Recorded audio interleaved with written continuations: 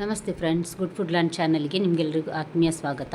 ಇವತ್ತು ನಾನು ಹೆಸರು ಬೇಳೆಗೆ ಬೆಲ್ಲ ಹಾಕಿ ಮಾಡಿದಂತಹ ಲಡ್ಡು ಮಾಡಿ ತೋರಿಸ್ತಾ ಇದ್ದೇನೆ.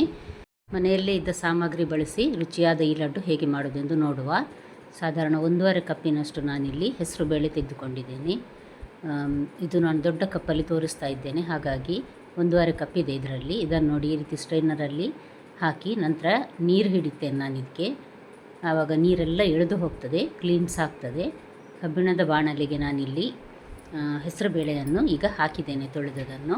ಇದರಲ್ಲಿ ನೀರಿನ ಅಂಶ ಇದೆ. ಈಗ ಸ್ವಲ್ಪ ಇದು ಚೆನ್ನಾಗಿ ಫ್ರೈ ಆಗಬೇಕು, ಅಂದರೆ ಫುಲ್ ಡ್ರೈ ರೋಸ್ಟ್ ಆಗಬೇಕದು. ಅಷ್ಟರವರೆಗೆ, ಅಂದರೆ ಕಡಿಮೆ ಅಂದರೂ ಸಹ 10 ರಿಂದ 12 ನಿಮಿಷ ಬೇಕಾಗ್ತದೆ ಇದು ಫ್ರೈ ಆಗಲಿಕ್ಕೆ. ಒಂದು ಅರ್ಧ ಫ್ರೈ ಆಗುವಾಗ 1 ಹಿಡಿ ಗೇರು ಬೀಜ ಮತ್ತು 1 ಹಿಡಿ ಬಾದಾಮಿಯನ್ನು ನಾನಿಲ್ಲಿ ಹಾಕ್ತೇನೆ. ಇವಾಗ ನೋಡಿ, ಇದು ಪೂರ ಚೆನ್ನಾಗಿ ಫ್ರೈ ಆಗಿದೆ. ಈಗ ನಾನು ಬಾದಾಮಿ ಮತ್ತು ಗೇರು ಬೀಜವನ್ನು ತೆಗೆದು ಸಪ್ರೇಟ್ ಮಾಡ್ತೇನೆ, ಯಾಕಂದರೆ ಅದರಲ್ಲಿರೋ ಎಣ್ಣೆ ಅಂಶ ಬಿಡೋದ್ರಿಂದಾಗಿ ಹೆಸರುಬೇಳೆ ಮತ್ತು ಸ್ವಲ್ಪ ಪುಡಿ ಆಗದೆ ಮುದ್ದೆ ಮುದ್ದೆ ಆಗುವ ಚಾನ್ಸಸ್ ಇರ್ತದೆ, ಅದಕ್ಕೋಸ್ಕರ.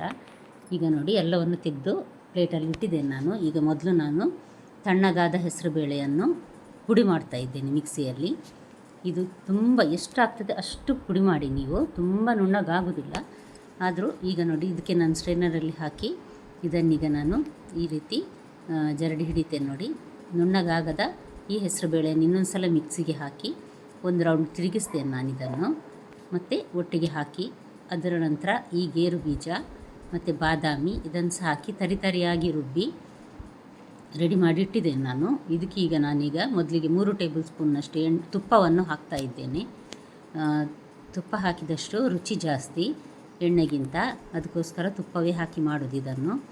ಈಗ ಇದು ನಾವು ಸ್ವಲ್ಪ ಬೆಚ್ಚಗಾಗಬೇಕು, ಅಂದರೆ ತುಪ್ಪ ಎಲ್ಲ ಹೆಸರು ಬೇಳೆಗೆ ಚೆನ್ನಾಗಿ ಮಿಕ್ಸ್ ಆಗಬೇಕು, ಅಂದರೆ ಅದು ಸಾಧಾರಣ ಮುದ್ದೆಯ ರೀತಿ ಬರ್ತದೆ. ಅಷ್ಟರವರೆಗೆ ನಾವು ಇದನ್ನು ಮಿಕ್ಸ್ ಮಾಡಬೇಕು, ಬಿಸಿ ಮಾಡಿ.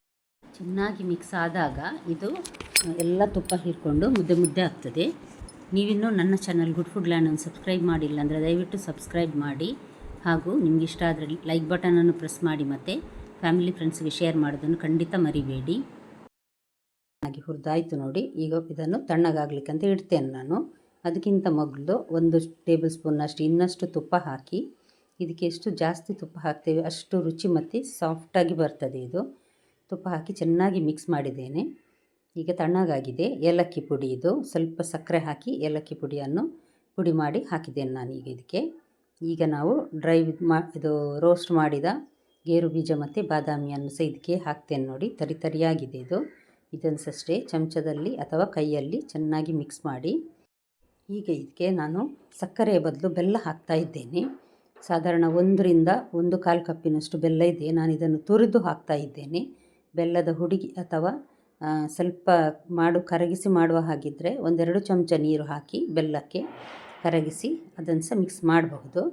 ನಾನಿಲ್ಲಿ ತುರಿದು ಹಾಕಿದ್ರಿಂದಾಗಿ ನೋಡಿ ಈ ರೀತಿ ಚೆನ್ನಾಗಿ ಕೈಯಲ್ಲಿ ಒಂದು ಸಲ ಮುದ್ದೆ ಮಾಡಿ ಮಿಕ್ಸ್ ಮಾಡಿ, ಅಂದರೆ ಬೆಲ್ಲ ಎಲ್ಲ ಚೆನ್ನಾಗಿ ಮಿಕ್ಸ್ ಆಗಬೇಕು. ಈ ರೀತಿ ಉಂಡೆ ಕಟ್ಟಲಿಕ್ಕೆ ಬರಬೇಕು ನೋಡಿ.